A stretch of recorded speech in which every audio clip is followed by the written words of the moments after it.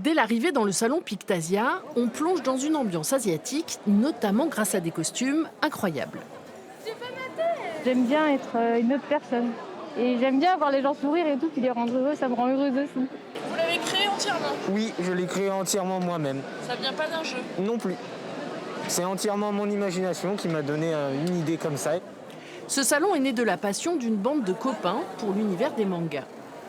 Nous, on est fans, on veut faire un truc comme ça pour partager notre passion.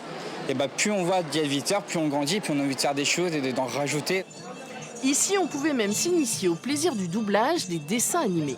Vous vous trompez. Les Tolmecs, eux, veulent détruire le monde. Écoutez-moi, vous aussi, vous buvez l'eau qui provient des puits parce que la folie des hommes a pollué tous les lacs et toutes les rivières.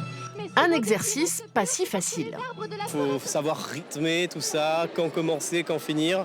Puis il faut mettre l'intonation, alors quand on ne connaît pas trop, c'est dur. Surtout qu'on n'a pas forcément les intonations des doubleurs de base. Du coup, on ne connaît pas spécialement les intentions qui sont mises dans les émotions. Et oui, le doublage est une affaire de professionnels. Il faut avant tout être comédien de théâtre ou de cinéma. Donc moi, j'ai fait une école de théâtre parce que on est à l'écran et on a besoin de cette spontanéité. Quand on double, on a besoin d'avoir accès directement à nos émotions, les pleurs, les rires. Il faut que ça puisse venir très facilement parce qu'en général, on a très peu de temps pour doubler. La K-pop avait aussi sa place avec une démonstration de danseurs sur scène. En tout cas, l'événement a attiré les foules. 15 000 personnes se sont déplacées, soit 2 fois plus que la première édition en 2022.